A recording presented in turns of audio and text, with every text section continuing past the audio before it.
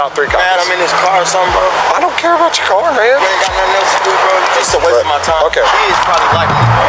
Stop picking on black folks. On March 29th, 2019, a Georgia officer initiated a traffic stop that produced 3 citations, 1 written warning, and a constitutional question worth examining. The legal foundation for the stop rests on Whren versus United States, decided in 1996. The Supreme Court held that any observed traffic violation supplies probable cause for a stop, regardless of the officer's subjective motivation for initiating the encounter. This means a pretextual stop, even one a driver believes is racially or otherwise improperly motivated, is constitutional so long as an actual violation occurred. Here, 3 independent statutory violations were alleged under the Official Code of Georgia annotated. Section 40-6-181 governs maximum speed limits and tiers penalties when the excess exceeds 20 miles per hour over the posted limit. Section 40-6-48 requires drivers to maintain a single lane of travel as nearly as practicable. Section 40-2-41 requires that license plates remain plainly visible and free from frames or materials obscuring the county or registration decals. And Section 40-5-29 requires drivers to carry their license in immediate possession. Each violation, standing alone, would have justified the stop.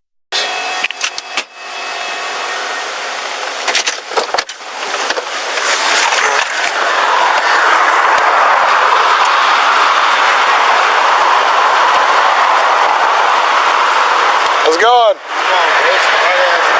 Do what? Light on? No. Officer Zimmerman with St. Springs Police. You have a license with you? Nope, just left it at the house. My house right here. Okay. What's your last name? Just read my tags. I just watched you read my tags. What's your last name? Cephas. How you spell that? C-E-P-H-U-S. And what's your first name, Mr. Cephas? Kiari. You already read my tags. What is it? Kiari. How you spell that? K-I-A-R-I. K-A? K-I-A-R-I. K-I. Spell it one more time. K-I-A-R-I. Why'd you put me over? Well, several reasons. First being that I paced you doing about 60 miles an hour in a 35 mile per hour zone. Paced me from the back. Yes. Show me. I paced you? That means I followed you. Yeah, that is not accurate. Okay. Well, I paced you doing about 60 miles an hour. You failed to maintain your lane of travel and your tag is obscured. Okay, that's great. I'm recording you. Okay, cool. Okay.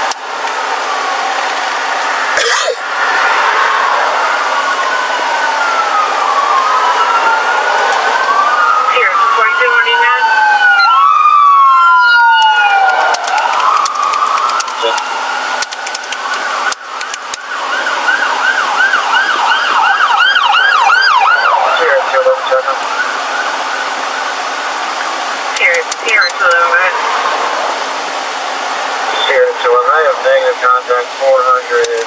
I work from Glen Ridge all the way up to Incoming message. Proceed.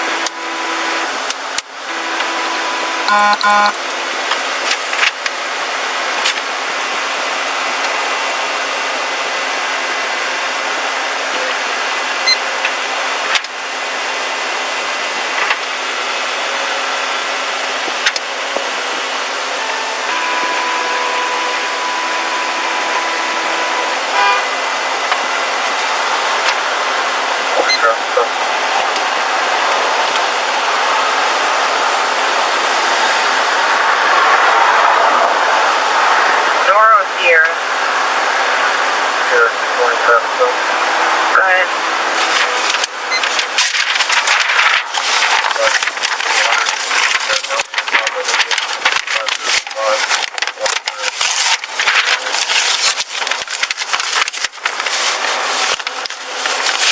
Proceed.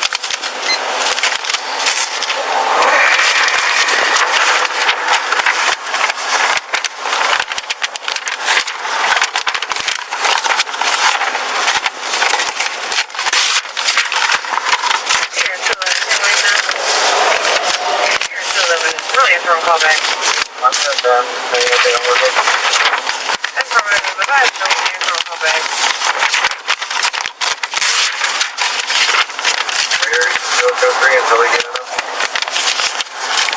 Proceed.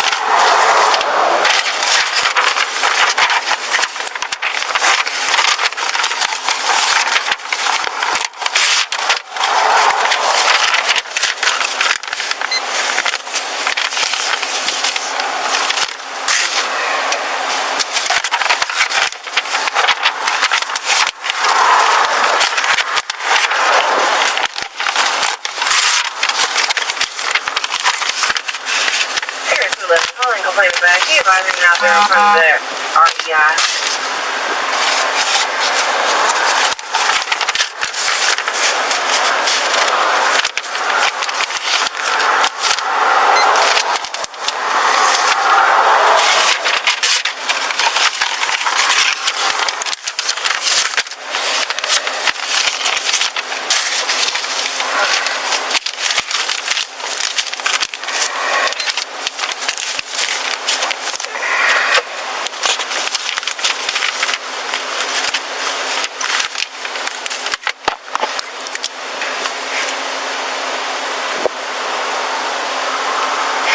Let the REI to list my number.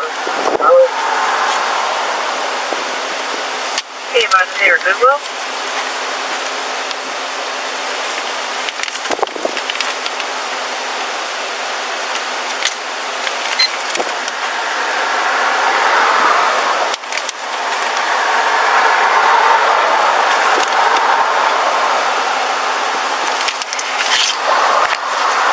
Check them out here.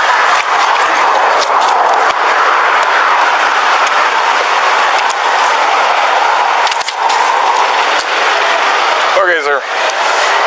So, I am cited for your speed, for failure to maintain lane, for not having your license on you, okay? But I'm going to give you a warning for your tag being obstructed. I need you to sign out there on that X, and sign that X 2 copies down for me. Signing there is not an admission of guilt. Warnings? Do what? You said warning cause what? I can't hear you. What? Warning cause of what? I'm going to give you a warning for your tag being obstructed. That black tag frame you have around it that obscures the county and the revalidation decal, you can't have that on there. Come on, bro. I told you I'm giving you a warning for it, How though. old are you, bro? Why does it matter? Old enough to write these citations. Good thing. So I need you to sign right there and sign the top 3 copies. Man, I'm in this car or something, bro. I don't care about your car, man. You ain't got nothing else to do, bro. You just wrote me a ticket because you follow me. I follow. I want to beat this in court, bro. Okay. It's a waste of my time. Okay, well, you can come to court on May 6th and, Do I have to sign contest. these papers? Yes, you do.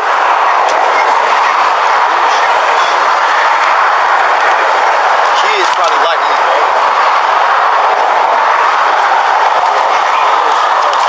Why is it so many? Because I'm giving you 3 citations and then the rest are your bot. The bottom parts are yours.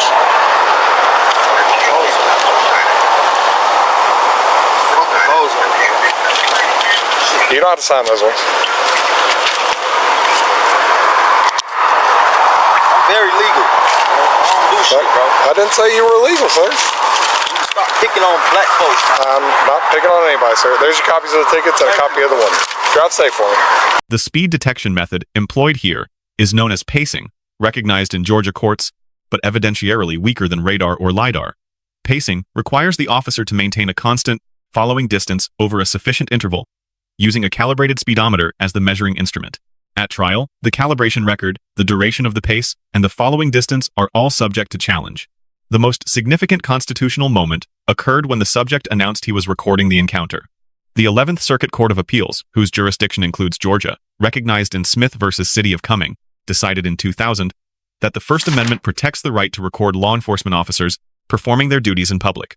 The officer neither ordered the recording stopped nor obstructed the device. That non-reaction is the correct legal posture, and any contrary action would have exposed both the officer and the agency to civil liability under Section 1983. The subject's allegation of racial bias, raised verbally at the roadside, requires a separate framework. Whren forecloses the use of subjective motivation to invalidate an otherwise lawful stop. A selective enforcement claim must instead be brought under the Equal Protection Clause of the 14th Amendment and under United States v. Armstrong. Decided in 1996, the claimant must produce evidence that similarly situated individuals of a different race were not stopped or cited under comparable circumstances. A roadside accusation, without comparative data, does not satisfy that burden. The duration of the stop is governed by United States v. Sharp, decided in 1985, which requires that a stop be no longer than reasonably necessary to complete its purpose. Approximately 7 minutes were spent on citation preparation. Given 3 citations, dispatch queries, and identity verification without a physical license, that duration falls within reasonable bounds. Rodriguez v. United States, decided in 2015, would prohibit any extension beyond that purpose, absent independent, reasonable suspicion, but no such extension occurred here. Miranda warnings were not required. Berkemer v. McCarty, decided in 1984, established that routine traffic stops are not custodial interrogation for Fifth Amendment purposes. On grading, the officer receives a B. The legal foundation was sound, the recording was respected, and the obstructed tag charge was reduced to a written warning, demonstrating discretion. The grade is held back by the decision to stack 3 citations, which, while lawful, invites the perception of punitive enforcement. The subject receives a C+. He correctly invoked his right to record and never escalated to physical resistance. However, the underlying conduct, driving 25 miles per hour above the posted limit and failing to carry a license, generated the entire encounter and undermined any contest of the citations. 3 lessons emerge from this encounter. First, the right to record is settled law in the 11th Circuit, but it does not extend or shorten a lawful stop. Second, allegations of selective enforcement require comparative evidence and are properly raised through formal channels, not through verbal accusations at the roadside. Third, signing a citation is not an admission of guilt. It is an acknowledgement of receipt, and refusing to sign, in Georgia, can convert a citable offense into a custodial arrest. Let us know if there is an interaction or legal topic that you would like us to discuss in the comments below. Thank you for watching today's video. If you found this content informative or compelling, please take a moment to like, subscribe, and turn on notifications so you'll be the first to know when we release new uploads. Our channel is dedicated to bringing you the most fascinating police interactions, courtroom proceedings, and real-world legal moments. And there's a lot more on the way. We appreciate your support, and we'll see you in the next one.